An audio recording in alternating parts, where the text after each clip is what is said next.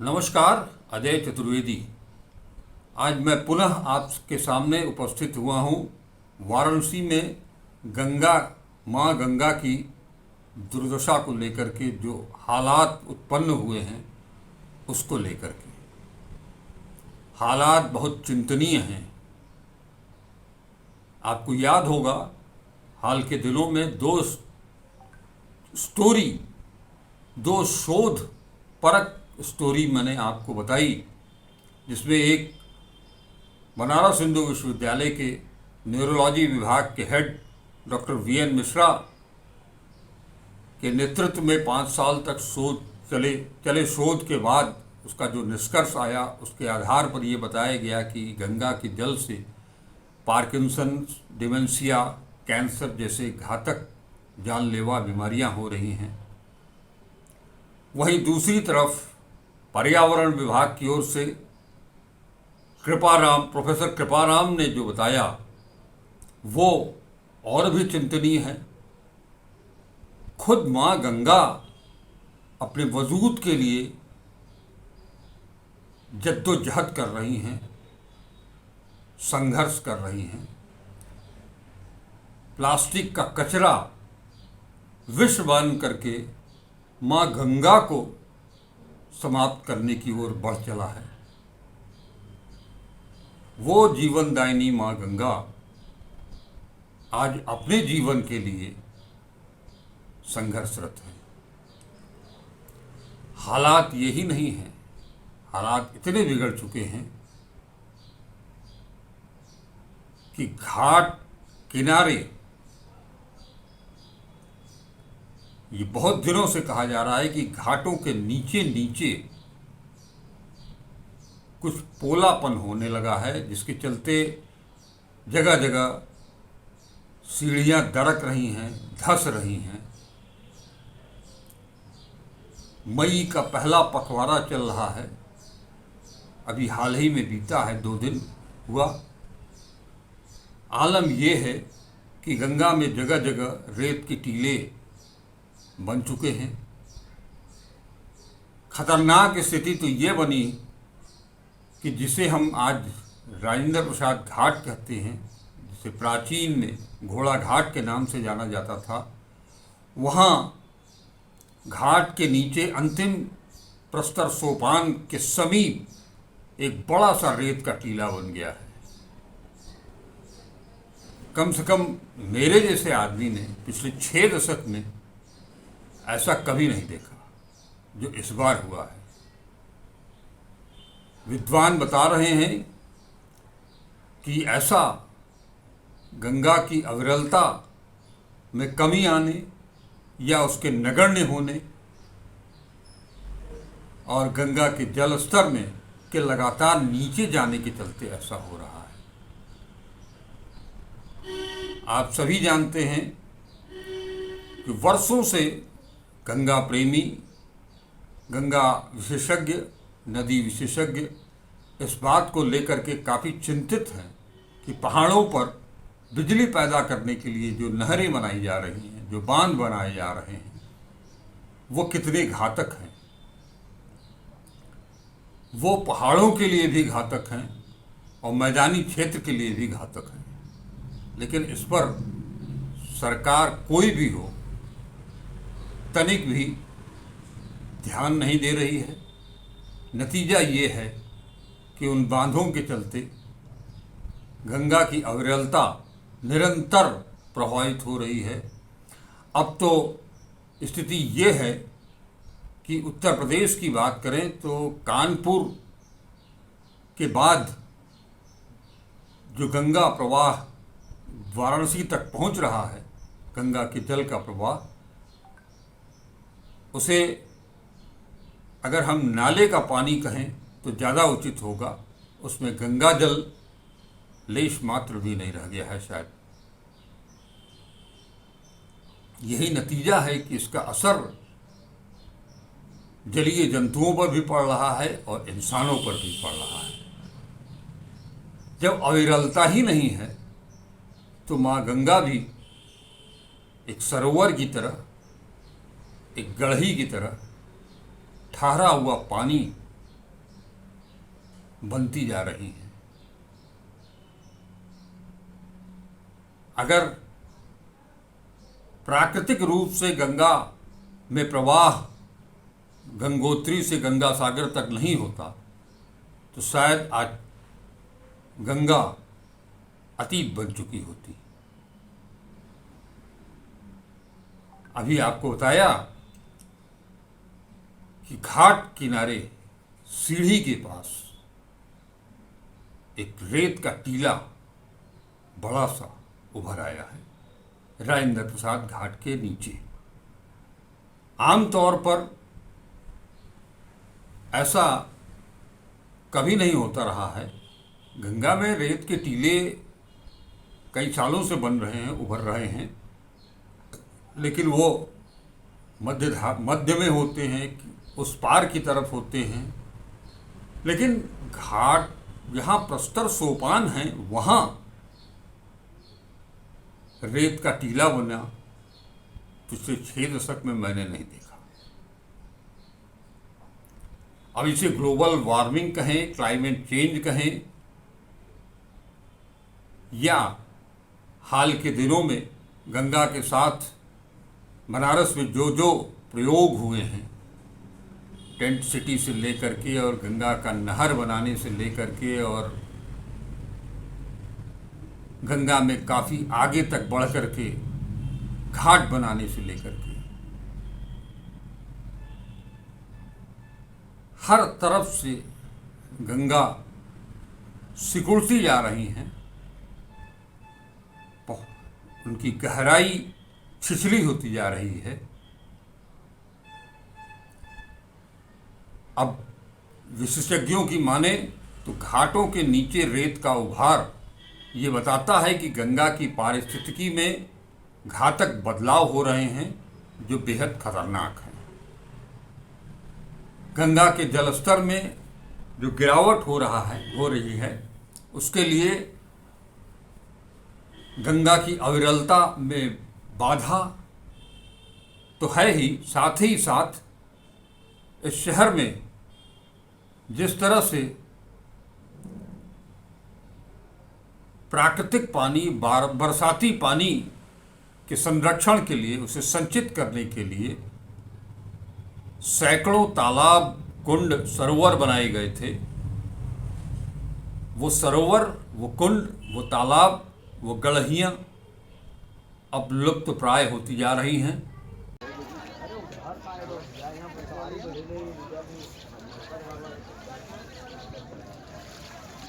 अच्छा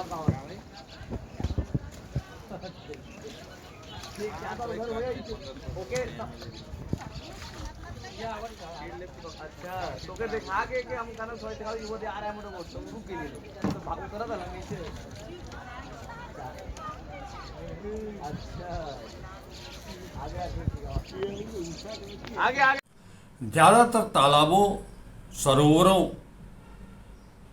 का अब नामो निशान नहीं रह गया। जो बचे हैं उनकी भी दशा बहुत खराब है। हाल के दिनों में कुछ जगहों पर रंग रोगन जरूर हुआ, झालरें जरूर लगाई गई, रेलिंग भी लगाई गई, ग्रिल लगाए गए, लेकिन जो तालाब का मूल है उसका पानी, वो पानी ही नगण्य हो चुका है। ऐसे में प्राकृतिक जल संरक्षण पूरी तरह से प्रभावित है। पिछले कुछ वर्षों में भारत सरकार की तरफ से वर्षा के पानी को संचित करने के लिए रेन वाटर हार्वेस्टिंग सिस्टम हर कार्यालय, हर मकान, हर बिल्डिंग ये अनिवार्य किया गया था। लेकिन हकीकत में गिने चुने दफ्तरों में दिखाई देगा। आज के विकास के दौर में जो मल्टी स्टोरीज बन रही हैं उसमें शायद ही कहीं रेन वाटर हार्वेस्टिंग का इंतजाम हो। नतीजा भूजल स्तर लगातार गिरता चला जा रहा है। भूजल स्तर गिरने के चलते जो आसपास से जो जल गंगा में स्वतः आया करता था वो भी बंद हो गया है। बनारस की बात करें तो यहाँ चाहे असी नदी हो, जो कि अब लोग पूरी तरह से नाले में तब्दील हो चुकी है, वरुणा नदी हो, आज से 7-8 साल पहले जिसके संरक्षण के लिए, जिसके सौंदर्यीकरण के लिए वरुणा कॉरिडोर बनाने की योजना लागू की गई थी अखिलेश सरकार में, वो भी सत्ता जाने के बाद वो कार्य की गति भी मंथर पड़ी। धीरे धीरे उस तरफ भी जो सोच अखिलेश यादव की थी वो चीज़ अब बन नहीं पाई। वाराणसी में जहाँ गंगा और वरुणा का संगम है, वहाँ जा करके आप 2 मिनट खड़े नहीं रह सकते हैं, इतनी बदतर स्थिति है। वह एक अलग विषय है, लेकिन आज जिस मुद्दे पर मैं बात कर रहा हूँ, वाराणसी के गंगा के जलस्तर में जो गिरावट आ रही है, आंकड़े बताते हैं कि गंगा के जलस्तर में विगत 1 सप्ताह से तेजी से गिरावट हो रही है। ये गिरावट औसतन 2.5 से 3 सेंटीमीटर की दर से हो रही है। ये हाल मई के पहले पखवाड़े का है। ये सोचकर सिहरन होती है कि जून आते आते, जून खत्म होते होते क्या हाल होगा। लोग बताते हैं, विशेषज्ञ, कि अगर ऐसे ही जल स्तर गिरता रहा तो मई के अंतिम सप्ताह में पिछले 5 वर्षों के न्यूनतम जल स्तर का रिकॉर्ड भी ध्वस्त हो जाएगा।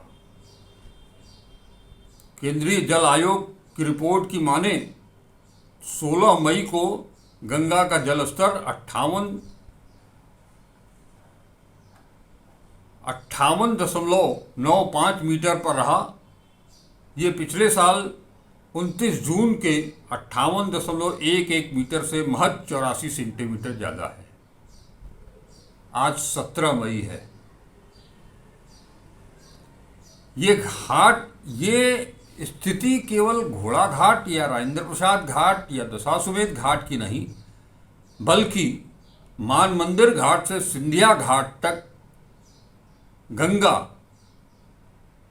किनारे से लगभग 8 मीटर तक दूर जा चुकी है। इसके लिए कौन जिम्मेदार है, ये तय करना आपका भी काम है। गंगा इस देश की लाइफ लाइन है।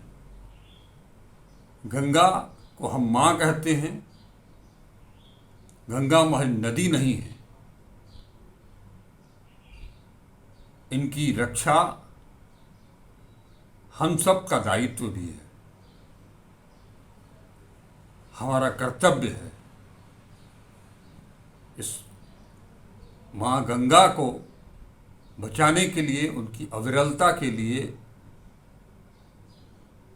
उनके जीवन दायिनी बनाए रखने के लिए ये बेहद ज़रूरी है कि इसके लिए आम नागरिक भी एकजुट हों, वो खुद भी एक कदम आगे बढ़ाएं और जिम्मेदारों पर दबाव बनाएं कि माँ की रक्षा करें। माँ से ही हमारा भी वजूद है। अगर माँ का वजूद नहीं रहा तो आप कल्पना कर सकते हैं कि आपका क्या होगा। इस पर मंथन करें और कुछ परिणाम की दिशा में आगे बढ़ें। हम फिर मिलेंगे ऐसे मुद्दों के साथ, ऐसे मसलों के साथ, पर सजगता जरूरी है। आप इसी वीडियो में वाराणसी में गंगा की जो हालत है वर्तमान में उसे भी देखेंगे और इसे मैं ही नहीं, बनारस से प्रकाशित दैनिक समाचार पत्र हिंदुस्तान के मुख्य संवाददाता अरविंद मिश्र ने अपनी रिपोर्ट प्रकाशित की है। हम सब का दायित्व है कि हम आगे बढ़ें और माँ को बचाएं, माँ की रक्षा करें। यही माँ के लिए भी बेहतर होगा और माँ की हम सब संतानों के लिए भी। नमस्कार, अजय चतुर्वेदी। आप देखें माँ गंगा की क्या हालत हो गई है इस बनारस में।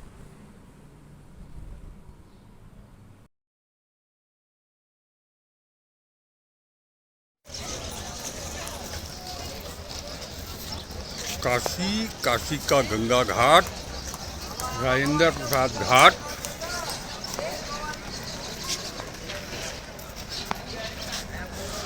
ये है जेटी और इसके बगल में आप देख सकते हैं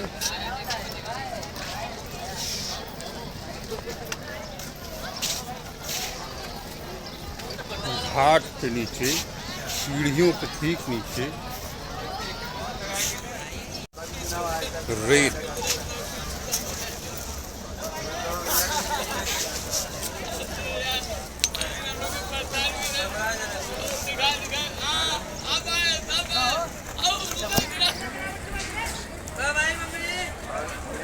गंगा का घाट, गंगा का पाट तो कम हो गया है, रेती का बड़ा इलाका उधर दिखाई दे रहा है और उसका असर आप इधर भी देख सकते हैं। इस घाट, राजेंद्र प्रसाद घाट के ठीक नीचे ये स्थितियां बन गई हैं।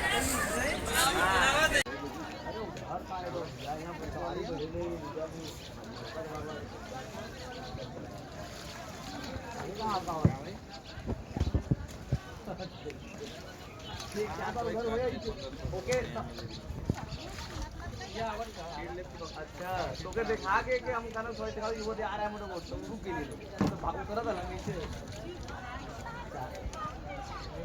अच्छा आगे काशी का गंगा घाट, राजेंद्र प्रसाद घाट,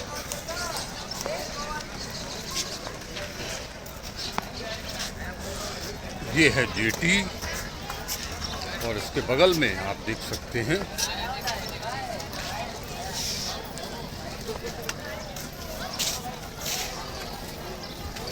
घाट के नीचे, सीढ़ियों के ठीक नीचे रेत।